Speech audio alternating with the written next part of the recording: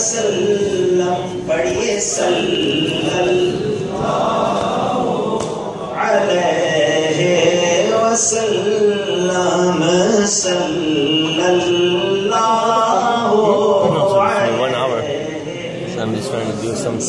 علیہ عزت و اعتدائے محمد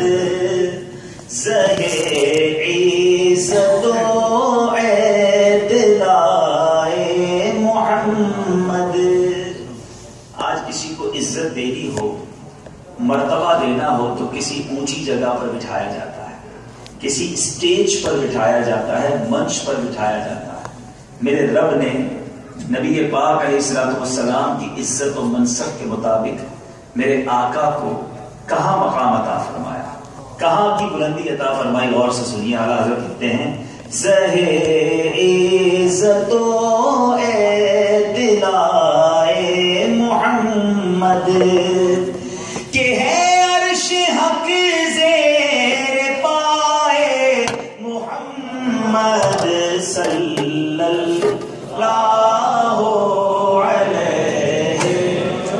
چیلس امریکہ میں موجود اسلامی بھائی اور مدنی چینل کے ناظرین کوئی بھی خاموش نہ رہے، مل کر صلی اللہ علیہ وسلم پڑھیے صلی اللہ علیہ وسلم. خدا ان کو کس شان سے دیکھتا ہے، خدا ان کو کس شان سے دیکھتا ہے، خدا ان کو کس شان سے دیکھتا ہے جو آنکھیں محرے لکائے محمد صلی اللہ علیہ وسلم پڑھیے صلی اللہ علیہ وسلم صلی اللہ علیہ وسلم.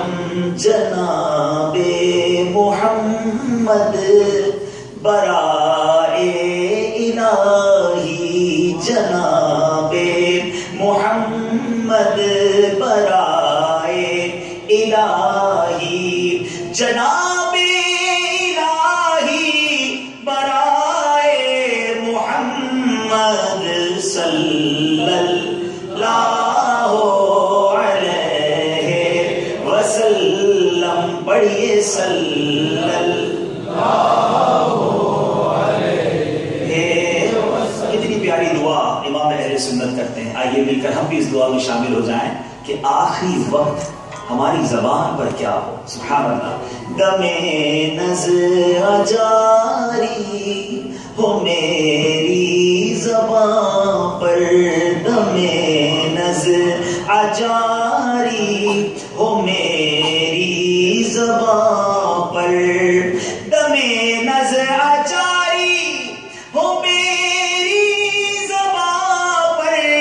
محمد محمد خدائے محمد صلی اللہ علیہ وسلم پڑھیے صلی اللہ علیہ وسلم صلی اللہ علیہ وسلم. رضا پل سے اب وجد کرتے گزریے، برج آف صراط. پل صراط وہ پل جو تلوار سے زیادہ تیز ہوگا، بال سے زیادہ باریک ہوگا، گناہگار کٹ کٹ کر اس سے جہنم میں گر رہے ہو. روایتوں میں الفاظ ملتے ہیں کہ جو گناہگار ہوگا مگر رب اس سے راضی ہوگا، نیکیاں تھوڑی ہوں گی، وہ لڑ کھڑاتے ہوئے گھٹنوں کے بل پل صراط سے پار ہوگا، کوئی چلتے ہوئے پار ہوگا. لوگوں کے دل حلق میں آئے ہوئے ہوں گے کہ ہمارا بننا کیا ہے، مگر میرے رضا کا عشق دیکھو کہتے لڑکھڑاتے ہوئے نہیں، چلتے ہوئے نہیں، گھبراتے ہوئے نہیں، اے رضا پل سے گزرنا ہے تو وجد کرتے ہوئے گزرنا ہے۔ کیوں؟ وجہ بھی خود بیان کرتے ہیں، رضا پل سے اب وجد کرتے گزریے، رضا پل سے اب وجد کرتے گزریے، رضا پل سے اب وجد کرتے گزریے، کہ ہے رب سلم صدائے محمد صلی اللہ علیہ وسلم، صلی اللہ علیہ وسلم، پڑھیے صلی اللہ۔ اسی بہر میں جو میرے بھائی نے مجھ سے پہلے کلام پڑھا، اگر اسی طرح مل کر پڑھیں گے تو اس کے اشعار بہت خوبصورت ہیں۔ کتنی خوبصورت دعا شہزادہ علالت کرتے ہیں، حبیب خدا کا نظارہ کروں میں، حبیب خدا کا نظارہ کروں، دل و جان ان پر نثارہ کروں میں، صلی اللہ علیہ وسلم، صلی اللہ علیہ وسلم۔ بڑا ہی پیارا شعر، عشق بھرا۔ کیا کہتے ہیں؟ تیری کفش پایوں سوارا کروں میں، کفش پا کہتے ہیں پیر مبارک، یعنی کہا جاتا کہ جو تلوے ہیں اس سے جو مس ہونے والی مٹی ہے، آقا اگر وہ مٹی مجھے مل جائے تو اس کو کس طرح سواروں کہ اپنی پلکوں سے اس پر جھاڑو لگاؤں، بہارا کہتے ہیں جھاڑو لگا، اتنا ادب، کیا عشق بھری بات ہے۔ تیری کفش پایوں سوارا کروں میں، تیری کفش پایوں سوارا کروں میں، کہ پلکوں سے اس کو بہارا کروں میں، صلی اللہ علیہ وسلم، صلی اللہ علیہ وسلم۔ میں کیوں غیر کی ٹھوکریں کھانے جاؤں، میں کیوں غیر کی ٹھوکریں کھانے جاؤں، میں کیوں غیر کی ٹھوکریں کھانے جاؤں، آقا تیرے قد تیرے صدقے اپنا گزارا کروں میں، صلی اللہ علیہ وسلم، صلی اللہ۔ ساری دنیا سے عاشقان رسول سوئے مدینہ جا رہے ہیں، آئیے ہم بھی مل کر دعا کر لیں، خدا خیر سے لائے وہ دن بھی نوری، خدا خیر سے لائے وہ دن بھی نوری، خدا خیر سے لائے وہ دن بھی نوری، مدینے کی گلیاں بہارا کروں میں، صلی اللہ علیہ وسلم، صلی اللہ علیہ وسلم، صلی اللہ علیہ وسلم۔ صلوا علی الحبیب صلی اللہ علیہ وسلم۔ الحمدللہ رب العالمین، والصلاة والسلام على سید المرسلین، اما بعد فاعوذ باللہ من الشیطان الرجیم، بسم اللہ الرحمن الرحیم، الصلاة والسلام علیک یا رسول اللہ،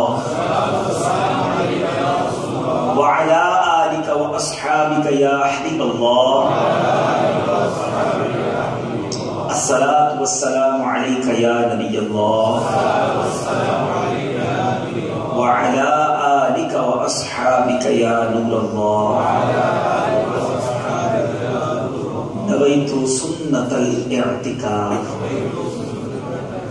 میٹھے میٹھے اور پیارے پیارے اسلامی بھائیوں اور مدنی چینل کے ناظرین، الحمدللہ عز و جل آج 17 شعبان المعظم ہے 1433 ہجری، 14 جون 2014 امریکہ کے شہر ڈیلس میں جامع مسجد مدینہ میں آج سنتوں بھرا اجتماع ہے۔ مختلف علاقوں اور آس پاس کے شہروں سے آئے ہوئے عاشقان رسول جمع ہیں۔ اللہ تعالی ہم سب کا جمع ہونا اپنی بارگاہ میں قبول فرمائے۔ میرے پیارے اسلامی بھائیوں، آئیے بیان سے پہلے کچھ اچھی نیتیں کر لیتے ہیں۔ نبی پاک صلی اللہ تعالی علیہ وسلم کا فرمان عالی شان ہے، نیت المؤمن خیر من عملی، انٹینشن آف مومن از بیٹر دین ایکشن۔ آئیے نیت کرتے ہیں، کچھ اچھی نیتیں شامل کر لیتے ہیں۔ ہو سکتا ہے کہ کسی کے ذہن میں یہ خیال آئے کہ یہ نیتوں کی بات پہلے تو نہیں ہوتی تھی۔ یہ دعوت اسلامی کے اجتماعات میں مدنی چینل جو دیکھتے ہوں گے وہ امیر اہل سنت کے مدنی مذاکرے بھی دیکھتے ہوں گے کہ یہ پہلے تو یہ بات نہیں ہوتی تھی کہ یہ نیتیں کی جائیں، تو یہ کہاں سے آ گیا؟ دیکھیں، بچپن سے حدیث پاک ہم سنتے آ رہے ہیں، بلکہ امام بخاری علیہ رحمۃ اللہ باری سب سے پہلی حدیث جو بخاری شریف میں لائے اس کا نام، اس حدیث پاک کا ایک جز ہے انما الاعمال بالنیات۔ اعمال کا دار و مدار نیت ہے، وہ ڈپینڈیبل ہیں انٹینشنز پر۔ تو یہ تو بہت پرانی بات ہے، ہم بھول گئے تھے، امیر اہل سنت نے کوئی ہمیں یاد دلا دی۔ اچھا، اب ایک اور بڑی خوبصورت حدیث پاک ہے، نیت کا کس قدر عمل دخل ہے۔ اگر یہ سمجھ آ جائے تو ہم اپنے ہر نیک اور جائز کام میں اچھی نیتوں کو شامل کرنا شروع ہو جائیں۔ نبی پاک علیہ الصلوۃ والسلام کا ایک بڑا ہی پیارا فرمان، میرے آقا علیہ الصلوۃ والسلام فرماتے ہیں کہ جو شخص سچے دل سے اللہ عز و جل سے شہادت کا سوال کرے، نیت سچی ہو، پکی نیت ہو، اللہ عز و جل اسے شہداء کے مرتبے پر فائز فرمائے گا، اگرچہ وہ اپنے بستر پر ہی فوت ہوا۔ نیت پکی ہو، یا اللہ مجھے شہادت کی موت دینا، اور اگر بستر پر بھی مر جائے تو رب عز و جل اسے شہادت کا مرتبہ عطا فرمائے۔ تو نیت پکی ہو، وہ کام نہ بھی ہو سکے، اللہ تعالیٰ اس کا اجر عطا فرما دیتا ہے۔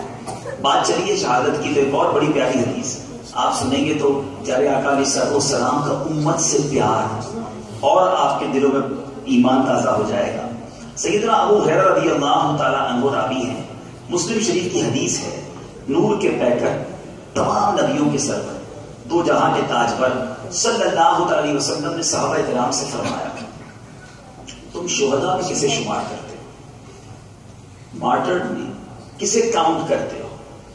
صحابہ کرام علیہ رضوان نے عرض کی کہ جو اللہ عز و جل کی راہ میں مارا جائے، ان دا وے آف اللہ عز و جل، وہ مارٹر ہو جائے، اس کی شہادت ہو جائے۔ صحابہ کرام نے، پیارے آقا علیہ السلام نے فرمایا، اس طرح تو میری امت میں شہداء بہت تھوڑے ہوں گے، سب تو نہیں جائیں گے راہ خدا میں لڑنے۔ یہ پیار دیکھیں۔ پھر صحابہ کرام علیہ رضوان نے عرض کی، یا رسول اللہ صلی اللہ علیہ وسلم، اس کے علاوہ بھی کوئی شہید ہے؟ اللہ کی راہ میں مارے جانے کے علاوہ بھی کسی کو شہادت کا مرتبہ ملنا ہے؟ سرکار دو عالم صلی اللہ علیہ وسلم نے فرمایا، جو اللہ کی راہ میں مارا جائے وہ بھی شہید ہے، اور جو طاعون میں مبتلا ہو کر مرے وہ بھی شہید ہے، جو پیٹ کی بیماری میں مبتلا ہو کر مرے وہ بھی شہید ہے۔ حضرت سیدنا ابن مقسم رضی اللہ عنہ نے فرمایا، میں گواہی دیتا ہوں کہ ابو صالح رضی اللہ عنہ نے یہ بھی فرمایا تھا کہ جو سمندر میں ڈوب کر مرے وہ بھی شہید ہے۔ ایک روایت میں ہے کہ شہداء 5 ہیں، طاعون میں مرنے والا، پیٹ کی بیماری کے سبب مرنے والا، سمندر میں ڈوب کر مرنے والا، ملبے تلے دب کر مرنے والا، کوئی بلڈنگ گر جائے اور تو مسلمان ایمان کی حالت میں اس کے اندر دب کر مر جائے، اور فرمایا اللہ کی راہ میں قتل کیا جانے والا۔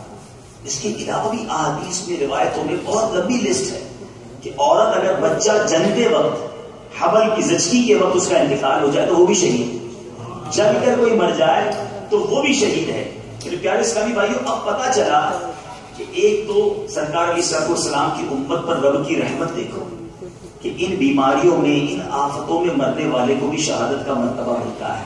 بات چل رہی تھی نیت کی، انٹینشن کی. مثال کے طور پہ ابھی آپ مدینہ مسجد آئے ہیں اجتماع، ہو سکتا ہے آپ نے یہ نیت کی ہو چلیں بھائی سارے دوست جا رہے ہیں، ہم بھی چلتے ہیں، جا کر ملاقات بھی ہو جائے گی، گیٹ ٹوگیدر بھی ہو جائے گا، ٹائم بھی پاس ہو جائے گا، اجتماع کے بعد کھانا وانا بھی کھا لیں گے. تو اس میں تو کوئی بھی اچھی نیت نہیں ہے، تو کچھ بھی ثواب نہیں ملے گا. جو نماز کی نیت سے گھر سے آئے، روایتوں میں آتا ہے جو نماز کے لیے گھر سے چلے اسے ہر قدم پر ایک نیکی ملتی ہے، ہر دوسرے قدم پر ایک گناہ معاف کر دیا جاتا ہے. لیکن اعلیٰ حضرت رحمۃ اللہ تعالی کی کہ علم پر قربان، آپ نے ایک فتاوی رضویہ میں جگہ لکھا کہ اعلیٰ حضرت خود اپنے بارے میں لکھتے ہیں کہ فقیر نے نماز کے لیے مسجد کی طرف جانے کی 40 نیتیں تحریر کی، اور کچھ اس طرح کی نیتیں تحریر کی ہیں کہ میں راستے میں جاؤں گا، کوئی نابینا مل گیا تو اسے راستہ بتا دوں گا، مسجد میں جاؤں گا تو پہلا قدم سیدھا قدم داخل کروں گا، اعتکاف کی نیت کروں گا، مسلمانوں کو سلام کروں گا، مسکرا کر ملوں گا، پہلی صف میں نماز ادا کروں گا، علماء کی زیارت کروں گا، کوئی مسئلہ پوچھے گا آتا ہوا تو بتا دوں گا، دو مسلمانوں کے درمیان اگر ناراضگی لڑائی ہو گئی تو صلح کروا دوں گا، کوئی گناہ کر رہا ہوگا ممکن ہوا تو اسے روک دوں گا، نماز جنازہ ہوئی تو جنازہ پڑھ لوں گا، ممکن ہوا تو کاندھا دوں گا. امام اہل سنت نے کم و بیش اس طرح کی 40 نیتیں لکھی. فرماتے ہیں اگر کوئی اپنے گھر سے مسجد کو چلے اور یہ 40 انٹینشن 40 انٹینشن پلس کر لے، اب گھر سے چلنا ایک کام کے لیے نہ ہوا، 40 کاموں کے لیے چلنا ہوا. اللہ کی رحمت سے امید ہے ہر قدم پر 40 نیکیاں ملیں گی، ہر دوسرے قدم پر 40 گناہ معاف ہو جائیں. That is the difference. Work without intention and with good intention. اچھی نیت شامل کر لی جائے نیک اور جائز کام میں تو ثواب کا خزانہ اکٹھا ہو سکتا ہے. روزانہ ہی آرام کرتے ہیں، روزانہ ہی سوتے ہیں. کیوں سوتے ہیں بھائی؟ نیند آتی ہے اس لیے سوتے ہیں، تھکے جاتے ہیں اس لیے سوتے ہیں، کوئی ثواب نہیں. لیکن اگر بندہ باوضو اس نیت سے سوئے کہ یہ جو سونے پر مجھے طاقت ملے گی، فریشنس ملے گی، اس عبادت پر قوت حاصل کرنے کے لیے سو رہا ہوں، فجر کی نماز پر قوت حاصل کرنے کے لیے، ماشاءاللہ جو تہجد پڑھتے ہیں تہجد پڑھنے کے لیے قوت حاصل کرنے کے لیے سو رہا ہوں. علماء فرماتے ساری رات سوتا رہے، سونے بھی عبادت میں شامل ہو جائے. یہ ہے نیت کا فرق. جب بھی نیک اور جائز کام کریں اس میں اچھی اچھی نیتیں شامل کریں. آئیے امید ہے کہ یہ جو بعض اوقات کوسچن ذہن میں کریٹ ہوتا ہے کہ یہ نیتیں کیوں کرائی جاتی ہیں، یہ ہمارے ثواب کو انکریز کرنے کے لیے کروائی جاتی ہیں، ڈبل ملٹیپلائی کرنے کے لیے کروائی جاتی ہیں. تو میرا نیت کر لیں کہ اللہ کی رضا کے لیے اول تا آخر بیان میں شرکت کروں گا. ادھر ادھر دیکھنے سے بچتے ہوئے، بات چیت کرنے سے بچتے ہوئے، ممکن ہوا تو موبائل فون کے استعمال سے بچتے ہوئے، بیان کی تعظیم کی نیت سے 2 زانو بیٹھ کر بیان سنیں. جن جن کے لیے پاسبل ہو 2 زانو اتحیات میں جس طرح بیٹھتے ہیں اس طرح بیٹھ جائیں ماشاءاللہ. تو جب تک بیٹھے رہیں گے با ادب بیٹھنے کا ثواب بھی آپ کماتے چلے جائیں. اسلامی بھائیوں اور مدنی چینل کے ناظرین، قرآن مجید فرقان حمید الحمدللہ ایک ایسی کتاب جو ہم سب کے لیے مشق لے رہا ہے، جو فرقان ہے، جو ہم سب کے لیے راہ دکھانے والی کتاب ہے. بغیر بدقسمتی سے آج مسلمانوں کی بہت بڑی تعداد، بلکہ میں یہ کہوں تو غلط نہ ہوگا کہ میجورٹی صحیح طریقے سے قرآن پاک پڑھنا نہیں جانتے. قرآن مجید فرقان حمید میں ہمارے لیے میسج کیا ہے وہ میسج ہمیں نہیں معلوم. اس کے ٹرانسلیشن تو مختلف زبانوں میں ہو گئے مگر ہماری بہت بڑی تعداد اس کو پڑھنے کے لیے ٹائم نہیں نکالتی. میرے پیارے اسلامی بھائیوں ذرا سوچیے کہ رب کا یہ کلام ہمارے لیے ہے مگر اس میں ہمارے رب نے ہم سے فرمایا کیا ہے ہمیں یہی نہیں معلوم. دنیا بھر کی بہت ساری بکس ہم نے پڑھی ہوئی، بڑے مضامین ہمیں یاد ہیں، بڑے واقعات یاد ہیں، ہسٹوریکل ایونٹس یاد ہیں، مگر قرآن مجید فرقان حمید میں بھی بڑے ہسٹوریکل ایونٹس ہیں، انبیاء کے بڑے عجیب و غریب واقعات ہیں، اور ان واقعات میں ہمارے لیے بہت سارا درس ہے، بہت سارے میسیجز ہیں. لیکن آج ہم سے دنیا بھر کے پولیٹیشنز کی لائف کی جو ہسٹری ہے وہ تو ہم سے پوچھی جا سکتی ہے. ہم شاید بہت بڑے بڑے لیڈرز کے بارے میں ان کی لائف ہسٹری جانتے ہیں، مگر کیا ہم اپنے انبیاء کے بارے میں کچھ جانتے ہیں؟ ہمارے صحابہ کے بارے میں کچھ جانتے ہیں؟ ہم اور ہمارے بچے شاید world war first, world war second کے بارے میں تو بہت کچھ جانتے ہیں، مگر بیٹل آف بدر اور بیٹل آف احد کے بارے میں ہم کیا جانتے ہیں؟ وہ کون سی جنگ تھی جس میں مسلمانوں کے فرشتوں کے ذریعے مدد کی گئی؟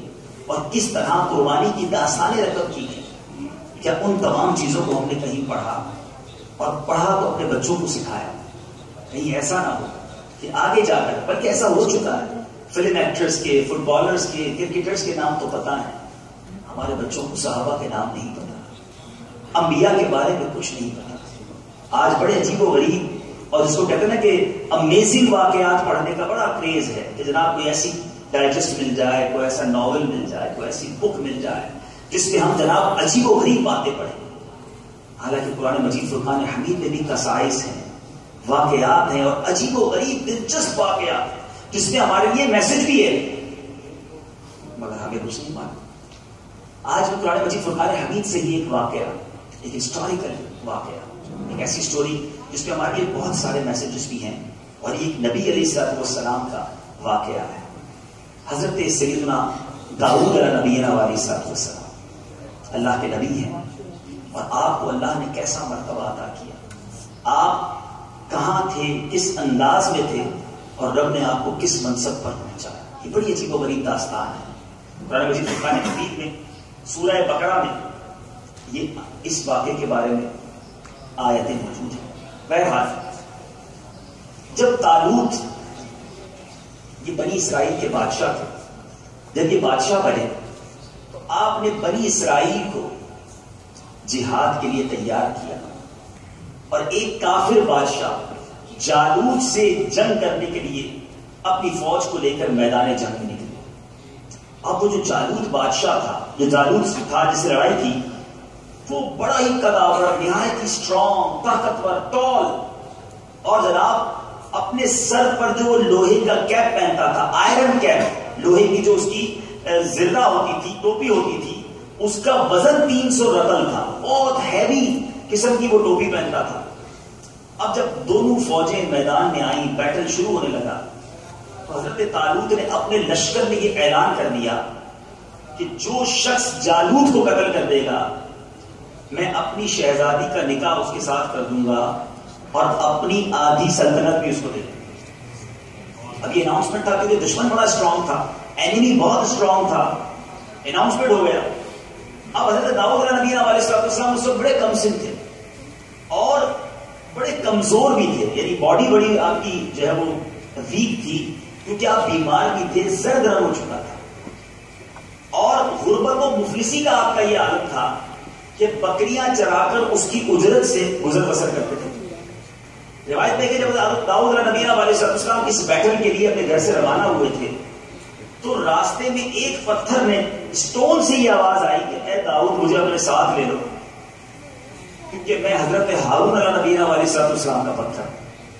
تھوڑا آگے بڑھے تھے، اور اسٹون سے آواز آئی اے داؤد مجھے بھی اپنے ساتھ لے لو، کیونکہ میں حضرت موسیٰ علیہ نبی علیہ السلام کا پتھر۔ تیسرا آگے بڑھے، ایک اور پتھر نے، اسٹون نے آواز دی مجھے بھی ساتھ لے لو، میں جالوت کو جو ہے وہ قتل کرنے والا پتھر، جالوت کا قاتل۔ حالانکہ ابھی بیٹل میں آپ پہنچے نہیں تھے، آپ نے وہ 3 پتھر چھوٹے چھوٹے اپنی جھولی میں رکھ لیے اور آپ اس بیٹل میں آ چکے تھے۔ اناؤنسمنٹ سنا کہ جو جالوت کو قتل کرے گا اس کو آدھی سلطنت بھی مل جانی ہے، اور بادشاہ نے کہا کہ میں اپنی شہزادی سے بھی نکاح کر دوں گا۔ یاد رہے کہ ابھی اعلان نبوت نہیں ہوا، حضرت داؤد علیہ نبی علیہ السلام ابھی آپ نے نبوت کا اعلان نہیں کیا تھا۔ اب کیا ہوا، جنگ شروع ہوئی تو حضرت داؤد علیہ نبی علیہ السلام نے اپنی گوپن، یعنی یوں سمجھ لیں کہ وہ ایک پتھر پھینکنے کی جو چھوٹی سی مشین اس زمانے میں جنگ کے دوران ہوتی تھی، چھوٹے چھوٹے پتھر تھے، آپ نے اس کو پتھر رکھے، اس میں بسم اللہ شریف پڑھی اور تینوں پتھر چلا دی۔ اب تینوں پتھر جا کر جالوت کی ناک اور کھوپڑی پر جا کر لگے اور اس کا دماغ پاش پاش ہو گیا۔ وہ چھوٹے چھوٹے پتھر، جو جس شخص نے آئرن کی اتنی بڑی ٹوپی پہنی ہو اس کو پتھر کیا اثر کریں گے، مگر رب نے قدرت دکھانی تھی، رب کی قدرت کا نظارہ تھا کہ ان 3 پتھروں نے جالوت کا کام بھی تمام کیا، اور اس کے پیچھے 30 جالوتی یعنی اس کے لشکر کے جو افراد تھے وہ بھی ہلاک ہو گئے۔ اب حضرت داؤد علیہ علیہ السلام اس کی لاش کو گھسیٹ کر حضرت طالوت کے پاس لے کر آئے اور قدموں میں ڈالا۔ بنی اسرائیل بہت خوش، کیونکہ اب تو لشکر ہی تتر بتر ہو گیا ہوگا، جو لیڈر تھا، کمانڈر تھا، وہی مر گیا۔ بہرحال اب حضرت طالوت نے وعدے کے مطابق حضرت داؤد علیہ نبی علیہ السلام کے ساتھ اپنی لڑکی کا نکاح کیا، اور اپنی آدھی سلطنت کا انہیں سلطان بھی بنا دیا. پھر پورے 40 برس کے بعد جب حضرت طالوت کا انتقال ہو گیا تو حضرت داؤد علیہ نبینا علیہ السلام پوری سلطنت کے بادشاہ بن گئے. اور جب حضرت شعیب علیہ السلام کی ولادت ہوئی تو اللہ تعالیٰ نے حضرت داؤد علیہ نبینا علیہ السلام کو سلطنت کے ساتھ ساتھ نبوت سے بھی سرفراز کرنا.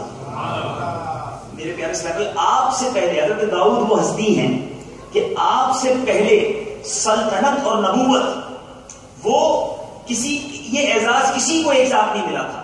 پر ہوتا یہ تھا کہ اس سے پہلے دونوں عہدوں پر الگ الگ لوگ فائز ہوتے تھے. یعنی نبوت پر کوئی اور ہوتا، سلطنت پر کوئی اور ہوتا. مگر داؤد علیہ نبینا علیہ السلام کو یہ اعزاز ملا کہ آپ ہی بادشاہ بھی ہیں اور آپ کو اللہ تعالیٰ نے نبوت سے بھی سرفراز فرمایا اور آپ 70 برس تک سلطنت اور نبوت دونوں کے منصب پر فائز رہے.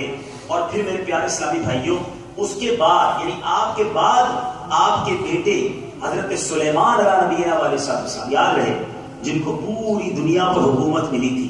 حضرت سلیمان جن کو ہواؤں پر بھی حکومت تھی، چرند و پرند کی بولیاں جانتے تھے، یہ حضرت داؤد علیہ السلام کے ساتھ زیادہ تھے. اس کے بعد حضرت سلیمان علیہ نبینا علیہ السلام کو ان دونوں مرتبوں سے اللہ تعالیٰ نے سرفراز فرمایا. قرآن مجید فرقان حمید پارہ نمبر 2 سورہ بقرہ آیت نمبر 251 میں اللہ تعالیٰ ارشاد فرماتا ہے وَقَتَلَ دَاوُودُ جَالُوتَ وَآتَاهُ اللَّهُ الْمُلْكَ وَالْحِكْمَةَ وَعَلَّمَهُ مِمَّا يَشَاءُ. ترجمہ کنز ایمان، اور قتل کیا داؤد نے جالوت کو اور اللہ نے اسے سلطنت اور حکمت عطا فرمائی اور اسے جو چاہا سکھایا. میرے پیچھے پیچھے اور پیارے پیارے اسلامی بھائی، تھوڑی سی بات مزید حضرت داؤد علیہ نبینا علیہ السلام کے بارے میں سنتے جائیں. حضرت داؤد علیہ السلام نے باوجود یہ کہ ایک عظیم سلطنت کے بادشاہ تھے، مگر ساری عمر وہ اپنے ہاتھ کی دستکاری کی کمائی سے اپنے خورد و نوش کا انتظام کرتے تھے. یعنی اپنے ہاتھ سے کام کرتے. اللہ تعالیٰ نے آپ کو ایک معجزہ عطا فرمایا کہ آپ لوہے کو ہاتھ میں لیتے، آئرن کو، تو وہ موم بن جاتا تھا، بالکل سافٹ ہو جاتا آپ کے ہاتھ میں، اور آپ اس سے جو چائے بناتے، آپ اسے لباس بناتے اور ان کو فروخت کرتے اور اس رقم کو اپنا ذریعہ معاش بنائے ہوئے تھے. اللہ تعالیٰ نے حضرت داؤد علیہ نبینا علیہ السلام کو پرندوں کی بولی بھی سکھائی تھی. آپ پرندوں کی بولی سمجھ لیا. بہرحال مختصر سا واقعہ ہمارے لیے کیا درس ہے؟ سب سے پہلی بات تو یہ کہ یہ اللہ کے نبی ہیں، ہمیں ان کے بارے میں معلوم ہونا چاہیے تھا. کیسے بادشاہت ملی، نبوت ملی، آپ کا فیملی کا نظام کیا تھا، آپ کے بیٹے حضرت سلیمان ہے، اور پھر اللہ نے یہ معجزہ عطا فرمایا. شاید ہمارے یہاں موجود اسلامی بھائیوں نے بھی اور بہت سارے ناظرین نے بھی یہ پہلی بار واقعہ سنا ہو. میں آپ کو پھر چوٹ کرتا ہوں، یہ اسی کتاب پہ واقعہ موجود ہے جو ہمارے لیے نازل ہوئی ہے، جو ہم نے پڑھنی ہے، ہم نے سمجھنی ہے. بلکہ قرآن مجید فرقان حمید میں جہاں بہت سارے قصائص ہیں، وہاں 90 کے قریب مقامات پر، 90 کے قریب مقامات پر اللہ تعالیٰ نے ارشاد فرمایا ہے یا ایھا الذین آمنو، اے ایمان والو، اے ایمان والو، اے ایمان والو. یعنی 90 مقامات پر میرے رب نے مجھ سے اور آپ سے بات کی. ہمیں پتہ ہے کیا بات کی، کیا میسج ہے، میرے رب نے میرے لیے کیا فرمایا ہے. کس کو فکر ہے کہ کیا فرمایا، کس نے پڑھے وہ 90 مقامات. یار میں یہ تو پڑھ لوں میرے رب نے مجھے کیا کہا ہے. مثال کے طور پہ آپ اپنے کسی دوست کو میسج کریں، ای میل کریں، کئی وطن سے دور ہوں، گھر پہ خط لکھیں اور کچھ عرصے کے بعد اسے فون کریں کہ میں نے خط لکھا تھا، مل گیا، میرا ای میل آیا تھا، مل گیا. وہ کہے مل تو گیا مگر پڑھنے کا ٹائم نہیں ملا. کیسا لگے گا؟ یار میں نے اتنی محبت سے، اتنا دور سے، اتنے جذبات کے ساتھ بھیجا، مل بھی گیا پھر بھی نہیں پڑھا. میرا اتنا بھی خیال نہیں، مجھ سے اتنی بھی محبت نہیں. آج دنیا میں کوئی ہمارا پیغام نہ پڑھے ہمیں افسوس ہوتا ہے. ہمارے رب نے ہم سے کیا کہا ہے ہم نے نہیں پڑھا، ہم نے نہیں سیکھا. قیامت کے دن کیا جواب دیں گے؟ بڑا بیزی تھا، امریکہ میں رہتا تھا اور ڈالر کمانے ہوتے تھے، آورلی کام کرتا تھا، اس کی قرآن سمجھنے کا، پڑھنے کا ٹائم نہیں ملا. ہو سکتا ہے آپ میں سے کوئی یہ ایکسکیوز کرے جناب قرآن تو عربی میں ہے، ہمیں تو نہیں آتا. تو کیا پیدا ہوتے ہی انگریزی سیکھی تھی آپ نے؟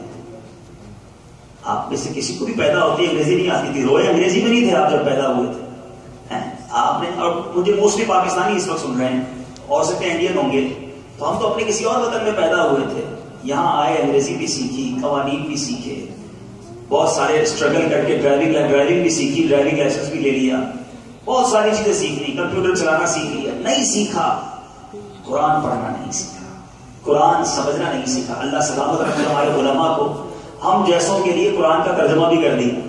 چلے اب تو عربی میں تھا نا قرآن، اردو میں ترجمہ آ گیا، انگلش میں ترجمہ آ گیا، آسان زبان میں اس کی جناب تفاسیر آ گئی، بلکہ علماء کو اللہ سلامت رکھے انہوں نے قرآن پاک سے یہ عجیب و غریب، یہ انٹرسٹنگ واقعات کو مزید الگ کر کے عجائب القرآن، غرائب القرآن بھی لکھ دی۔ مگر پڑھنے کا ٹائم، سمجھنے کا ٹائم، ارے یہ 90 مقامات تو میں آپ کو یہ کر رہا ہوں کہ بندہ سوچے یار کہ واقعی کسی عالم دین کے پاس ہی جا کر کہتے ہو حضور مجھے بتا دیں میرے رب نے مجھے کیا فرمایا، میں سیکھنا چاہتا ہوں۔ آج بھی آپ کے ساتھ بہت سارے ایسے معاملات ہوں گے جو امپورٹ ایکسپورٹ کا کاروبار کرتے ہیں، نہیں آتا ایل سی پڑھنا، نہیں آتا ڈاکیومنٹس پڑھنا، ایک سیکرٹری رکھتے ہیں، ایک ایسا بندہ رکھتے ہیں جو اس کے ڈاکیومنٹس ریڈی کرتا ہے، کہیں ڈسکرپنسی نہ لگ جائے، کہیں جناب ہمارے ڈاکیومنٹس ریجیکٹ نہ ہو جائیں۔ بینکنگ کے لیے بندہ رکھتا ہے، لا سمجھ نہیں آتا تو لائر کے پاس جاتا ہے۔ آپ کے گھر پہ اگر گورنمنٹ کا کوئی نوٹس آ جائے سمجھ نہ آئے تو ڈسٹ بن میں تھوڑی ڈال دیتے ہو، کہتے نہیں یار ہمیں نہیں آیا سمجھ، کسی سمجھدار سے سمجھتے ہیں، یار بتاؤ بھائی کیا لکھا ہے، صحیح ہے نا۔ اب بھی کئی ایسے ہوں گے جن کو نہیں آتا ہوگا سمجھ، ڈاکیومنٹ گھر پہ لیٹر آتا ہوگا، چھوڑ نہیں دیتے، پتہ نہیں انعام تو نہیں لگ گیا، کوئی لاٹری تو نہیں لگ گئی، ارے بھائی کوئی نوٹس تو نہیں آ گیا، پتا تو کرو ہے کیا اس لیٹر میں، جب تک لیٹر کے بارے میں پتا نہیں چلے گا چین نہیں آتا۔ قرآن میں کیا لکھا ہے اس کو چین کیسے آ گیا کہ بغیر قرآن سمجھے زندگی گزر رہی ہے، 40 سال 50 سال 30 سال زندگی گزر گئی، قرآن پڑھنا نہیں سیکھا، قرآن سمجھے ہی نہیں کیا فرمایا رب نے ہم سے۔ بغیر قرآن کی زندگی اچھی نہیں۔ احادیث میں مفہوم ملتا ہے وہ دل ویران ہے جس میں کچھ قرآن نہیں، ویران مکان کی مانند ہے وہ دل جس پہ قرآن نہیں، مگر قرآن پاک سمجھنے کا ٹائم کس کے پاس؟ حالانکہ اتنے واقعات، اب صرف اس ایک واقعے سے کیا کیا سیکھنے کو مل رہا ہے ماشاءاللہ۔ آپ ذرا سوچیں کہ حضرت طالوت کی سرگزشت کی طرح حضرت داؤد علیہ نبینا علیہ السلام کی زندگی سے سبق ملتا ہے کہ اللہ تعالیٰ جب اپنا فضل و کرم فرماتا ہے، ایک لمحے میں رائی پہاڑ اور رائی کو پہاڑ اور ذرے کو آفتاب بنا دیتا ہے۔ کیونکہ غور تو کریں، حضرت داؤد علیہ نبینا علیہ السلام ایک کم سے لڑکے ہیں اور خود نہایت ہی مفلس اور غریب باپ کے بیٹے تھے، مگر اچانک رب عز و جل نے کتنے بڑے درجے پر پہنچا دیا، بادشاہ بھی بن گئے، نبوت بھی عطا فرما دی، پھر پوری سلطنت بھی عطا ہو گئی۔ یعنی رب جسے چاہے وہ ذرے کو مہتاب بنا دیتا ہے۔ وَتُعِزُّ مَن تَشَاءُ وَتُذِلُّ مَن تَشَاءُ۔ اسی طرح جو شخص مرتبے پر ہے، جو دنیا میں انجوائے کر رہا ہے بہت ساری نعمتوں کو، باؤنڈیز کو، وہ اس بات سے ڈرے میرا رب جب چاہے مجھ سے یہ واپس لے سکتا ہے، یہ میرا نہیں۔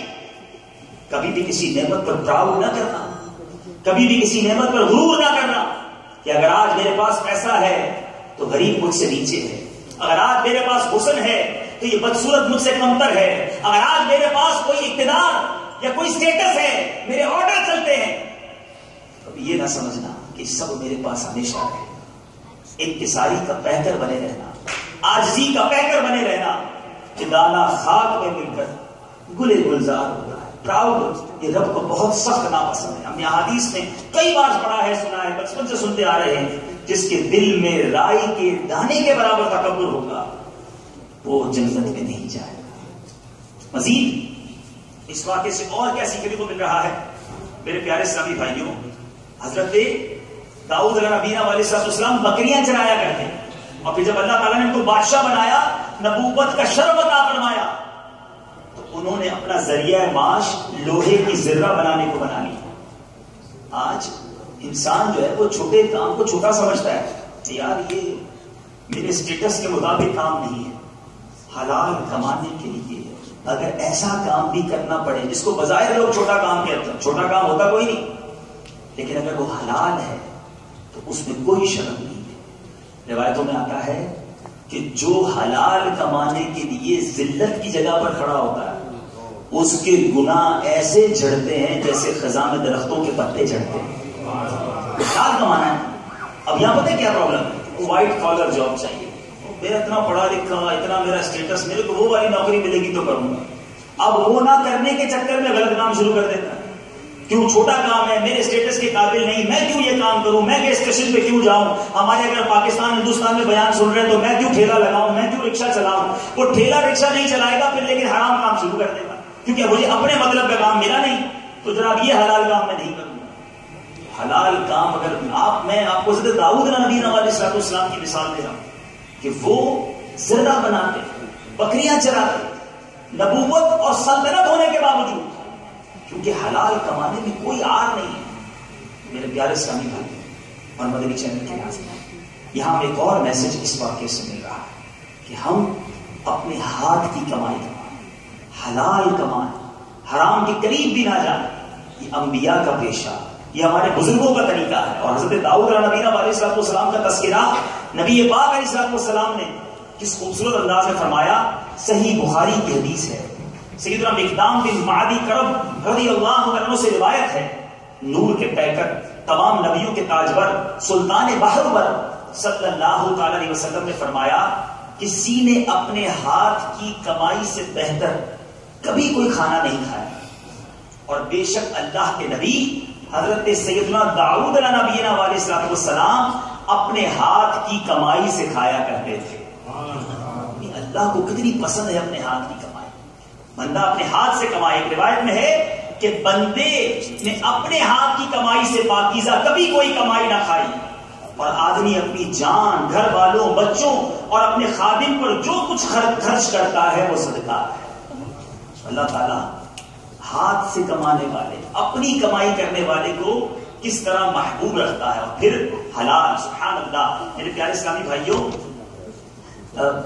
اسلام میں یہ ڈسکریج نہیں کیا گیا کہ آپ جاب کریں, آپ بزنس کریں, آپ حلال کمائیں, نہیں, بلکہ انکریج کیا گیا. گھر بیٹھ کر کسی سے مانگ کر کھانا سخت ناپسند ہے, اور بندہ حلال روزی کے لیے صبح سے شام کوشش کرے, اوکے, مگر شرعی تقاضوں کے مطابق تو کرے نا.